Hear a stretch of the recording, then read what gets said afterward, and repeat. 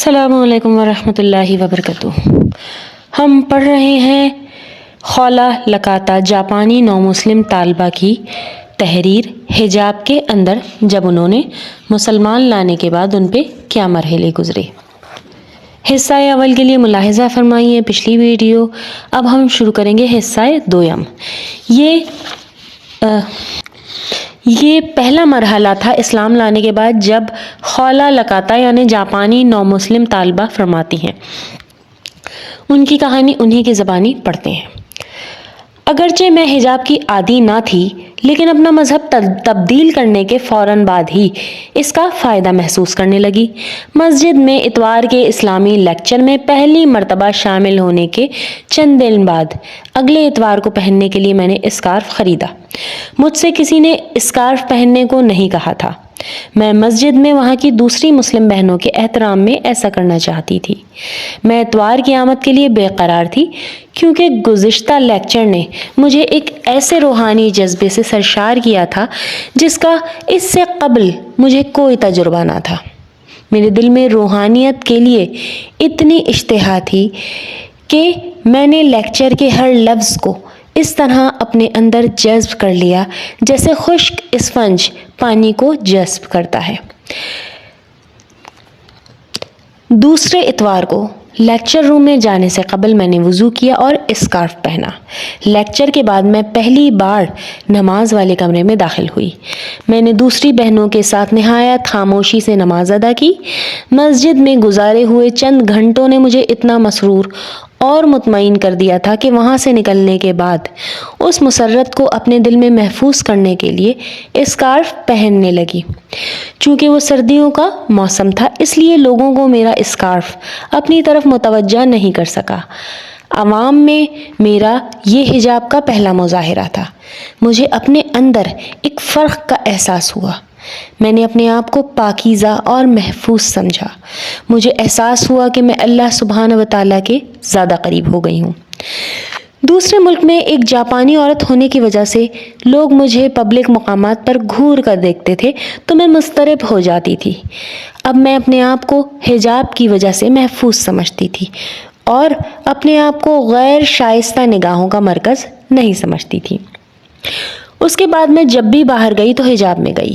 یہ ایک ایسا بے ساختہ اور رضاکارانہ عمل تھا جس کو کسی نے مجھ پر جبراً نہیں لادا تھا۔ اسلام سے متعلق پہلی کتاب جس کا میں نے مطالعہ کیا، اس میں حجاب کو معتدل انداز میں واضح کرتے ہوئے کہا گیا تھا کہ اللہ تعالیٰ اس کی پرزور نصیحت کرتا ہے۔ اگر کسی نے تحکمانہ رویے میں کہا ہوتا کہ جیسے تم جیسے اسلام قبول کرو تو حجاب استعمال ضرور کرو، تو شاید میں اس حکم کے خلاف بغاوت کر دینا چاہتی۔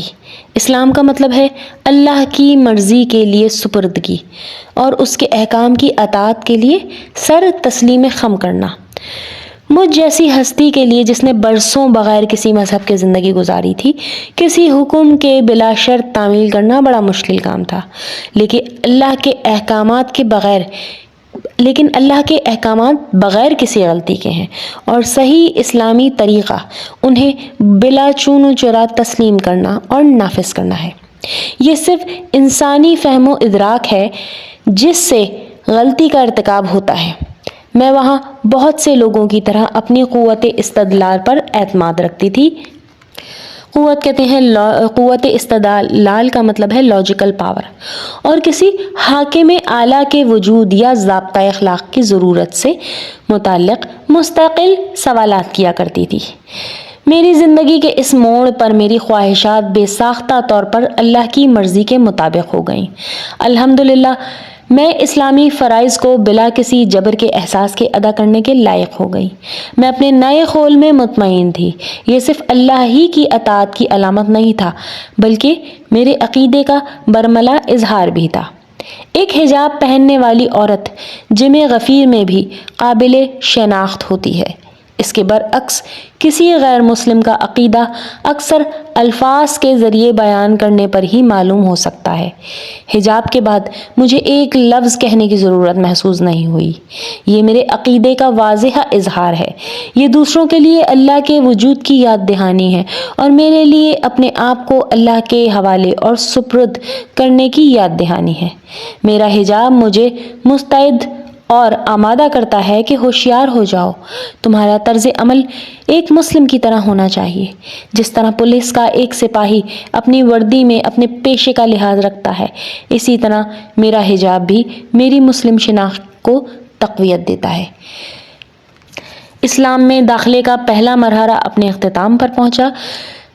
دوسرا مرحلہ سننے کے لیے ہمارے چینل سے جڑے رہیے۔ جزاکم اللہ خیرا کثیرا فی الدنیا والآخرہ۔ السلام علیکم۔